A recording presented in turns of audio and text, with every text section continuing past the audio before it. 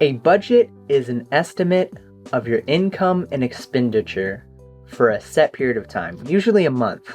It's really important to have a budget because it's a written game plan for your finances.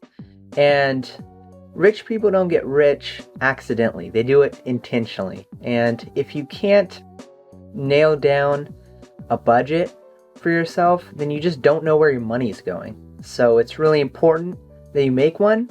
All you need is a piece of paper.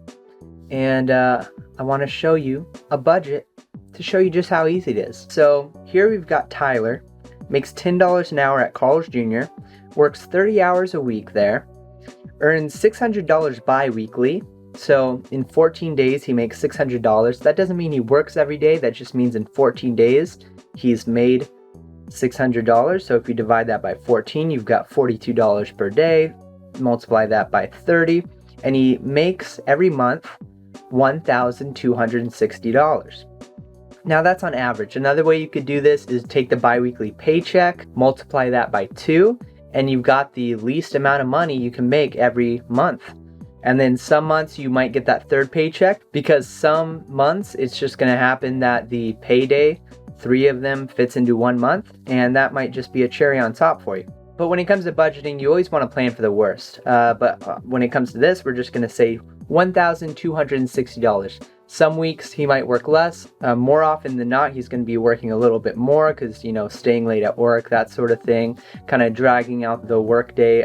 Because he's paid hourly, he can kind of sneak in a few more hours here and there. So that's the income side of things. Income's probably going to be the easiest part of the budget because you just have to write all your income, meaning money that's coming into your bank account, and you just have to kind of project that. Always shoot for the lower side when it comes to income, because I can't say it enough, you have to prepare for the worst when it comes to creating a budget.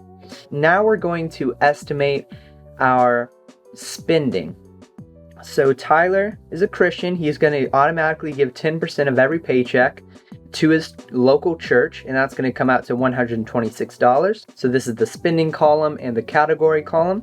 Next, we're going to take care of some bills. So the phone bill is $71 a month because he loves his unlimited data plus mobile hotspot. It's pretty expensive, but that's what he does. For rent, he found a place in San Diego that only charges him $700 for rent, which in other places of the country, that is insanity because he just lives in 1 bedroom in a house full of Chinese roommates.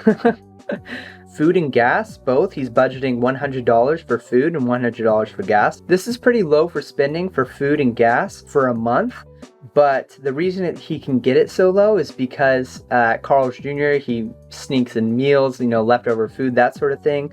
And then for gas, he doesn't have to drive anywhere. He lives in the city, so it's completely fine for him to walk to work. I mean, he drives to work, but it's so close that it doesn't even hit the gas tank at all. Barely moves the needle. So we're going to go back up here to the earnings of $1,260, and we're going to subtract the total of expenses. So $1,097 is how much he spends in a month, the projected spending, and that'll save him $163 per month, which is awesome. Food and gas. Tyler isn't going to spend $100 exactly every month. So just like for the income, we budgeted the very lowest amount of money he can make. For expenses, you want to budget the highest you would spend. So once again, these are low numbers, but Tyler's not going to spend $100 for gas and food every month. He's going to spend below that. And that's why we call that a variable cost, because, you're not going to spend the same exact amount every month on food and gas. Since he has unlimited data, that's a fixed expense. Rent is always going to be $700. It's a fixed expense. So now we're left with $163. Where's this going to go? He's got all of his expenses. He doesn't pay health insurance or car insurance because he's got an amazing mom who's going to cover that.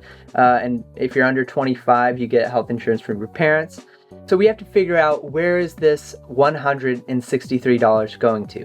Well, Tyler has not built a full emergency fund yet, so he's going to direct that towards his 3 to 6 month emergency fund, which he knows from his budget that he can survive bare minimum on $1,000 a month, can get him through every single month. So he's going to say from $3,000 to $6,000 is going to be his emergency fund, because he can survive off solely that without any other income. If he got fired, he would be completely okay if he had $3,000 in the bank. So he's going to put every month that $163 into a savings account that's specifically meant for emergency savings. He can get to it in the snap of a finger, but he's not going to use it unless it's an emergency. It's not if the new Xbox comes out. It's not if he needs a new video card for his PC. It's solely for emergencies. A car breaks down, medical expenses. You know, you break your leg and you have an emergency fund to make sure you have something to fall on and you're not just gonna go into like medical debt, you know?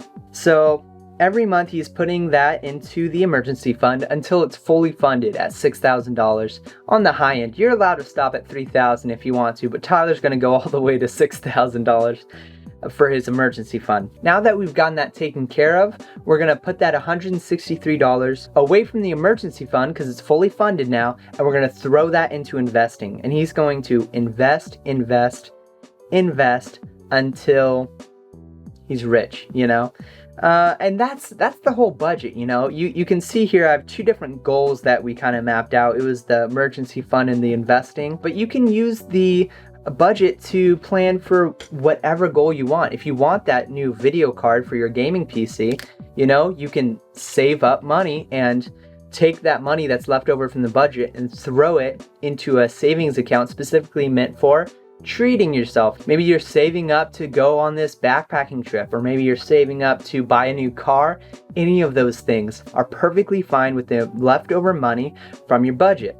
Now, this is a very bad budget, not in execution, but in just the sense of Tyler only makes $1,260 a month. That is terrible. That is like, what, less than $15,000 a year. So what does he do? Tyler gets a second job at Shake Shack and he literally works 60 hours a week because he works 30 hours at Carl's Jr., 30 hours at Shake Shack. Neither one of them would like to give him benefits, so they're gonna keep him below 40 hours. Soon enough, after 5 months, Tyler realizes, oh crap, this is stupid because I'm working all these hours for, minimum wage and a little bit over minimum wage. And, I want to boost my income up. So he packs up everything, leaves both jobs, and he drives up from San Diego to Alaska and finds a new job there where he continues to work 60 hours. Some weeks actually push 70 hours, but he actually loved it. And because he enjoyed the job, he was okay with working all those hours. And he was actually the happiest he'd ever been working there in Alaska, just grilling up salmon. So yeah, a really cool story of Tyler. Oh, anyways, so that's his budget.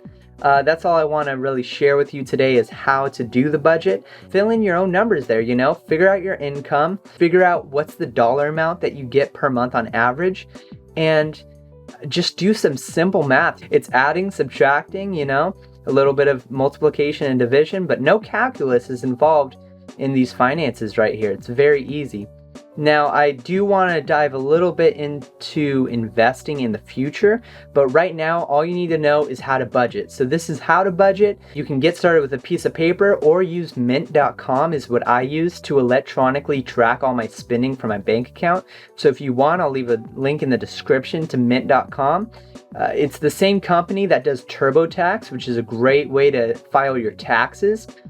I just think it's such a great tool that's completely free, and it's really helped me out on keeping track of all my finances. So, thank you for watching. I hope you take this information and do something amazing with it, and have a great day. Want to know why I have such great lighting? Makes for really good lighting.